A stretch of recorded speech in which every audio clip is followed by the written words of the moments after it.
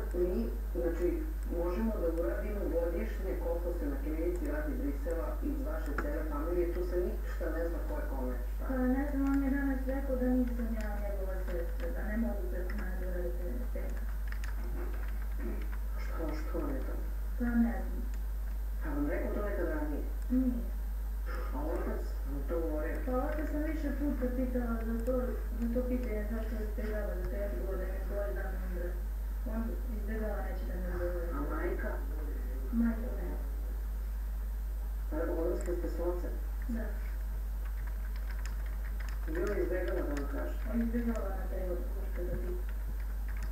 Pa vi ovako kako se osjećate, a mislite da mi je to brat ili ne? Pa ja osjećam da mi je brat. Da mi je brat, nije ja da ova se rođen brat. Dobro.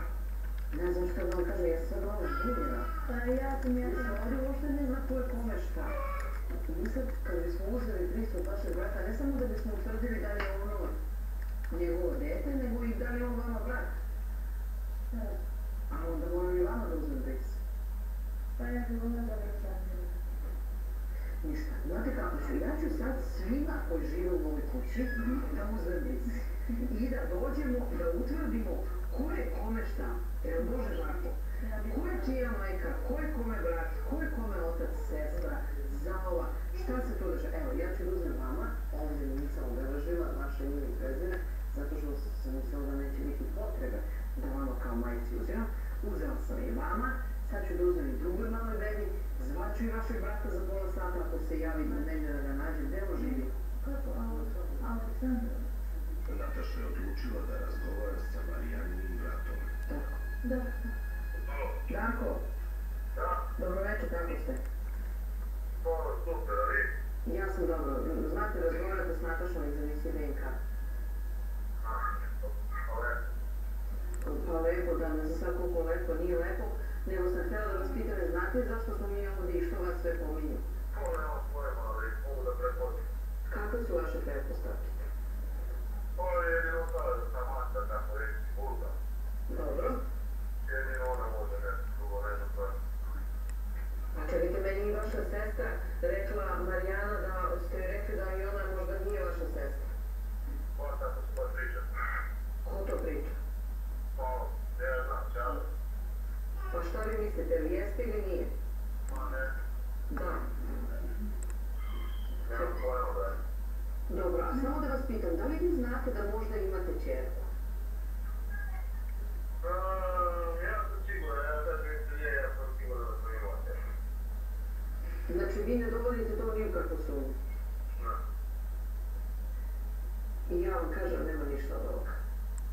Jer vi vidite šta je ovo? Vi jeste uspavili dete? Jesam. I kakva je to priča? Šta se tu dešava? Ja sam živjela sa njim, godinu dana. Ali ja sam bila kod muža, ostala sam trudna, ne znam čije, da li je njegovo ili od drugog bivšeg muža. Vi znači imate isti slobodni kao i Isti ona? kao i on, da. Znači, da li ja sad, pošto sam u ovoj kući ovde, da li sad kad se vratim, će i mene moj muž da pita čije dete, iako bivšeg nisam išla, ali mislim, znači ima muža, da treba nađem novog ljubavnika, pa da se vratim kod muža ili šta, kako? Ne, ja Kako da vam moguće? Ja sam bila kod njenoga brata, ostala sam trudna i odakla sam kod bivšeg muža. Sad bi volala da znam, ne znam da li je njegovo ili od drugog muža. Pa šta mislite ovako? Pa ne znam, uči me to bi kao da znam. I vi biste to volili da znate. A on neće da priznam, a da ja kažem da je njegovo ili ne. A kad ti uzmemo od vašeg bivšeg muža, Neće mi da se slika. čekajte svi, da li postoji mogućnost da mi krenemo sad ka Beogradu rade i usput negde da uzmemo od njenog oca Bris? Pa ako idete prema, kako se kažemo? Ko planet. Prema Beogradu. Zrenjaninu tamo. Pa Zrenjaninu? Pa znači gdje je Zrenjaninu, ne Beograd? Znači to je jedino ako bismo preko Valjeva i onda mi iz Divčibare da se spustimo i za Niš da opalimo i naplatna rata i puta 800 dinara. Znači vi koliki su ti putni troškovi? Vi ste nas zvali ovde da utvrdimo da li je jedno dete od ovo dvoje roditelja. Onda se ispostavilo da mi treba da utvrdimo da li i vi imate dete sa bivšim mužem ili novim dečkom.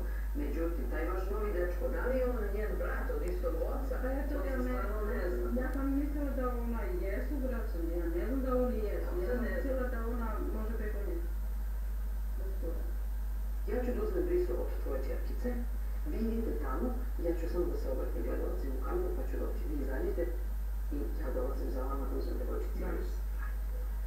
i pripremit ću se potpuno da to uradim kako treba.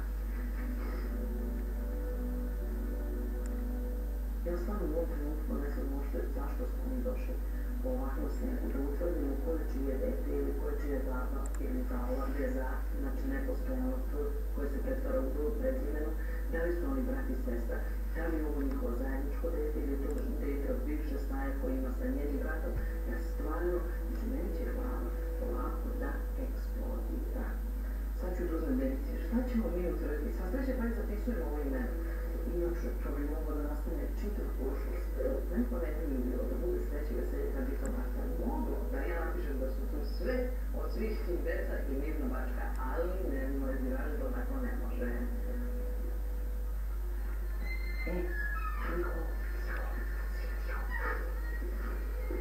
Voditeljka je uzela bris bebi koji je Marijana potencijalna tetka.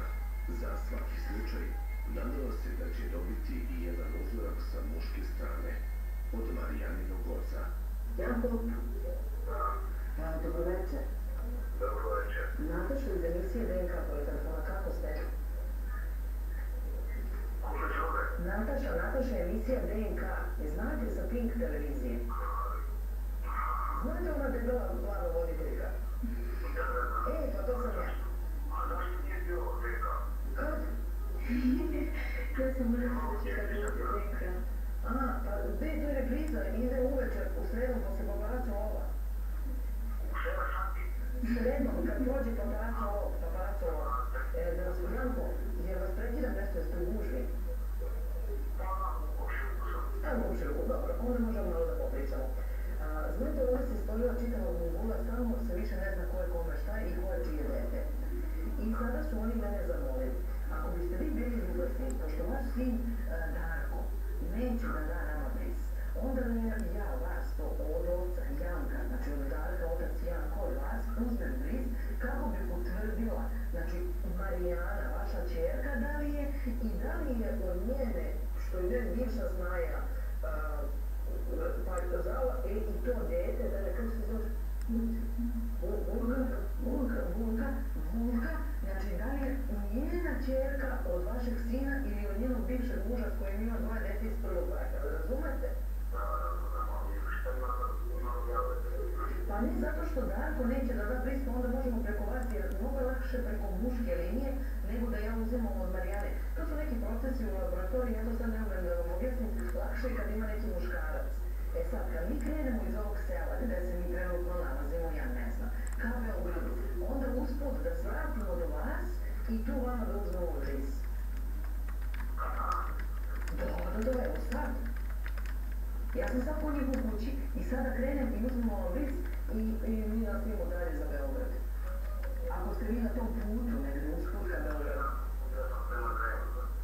Vi ste prema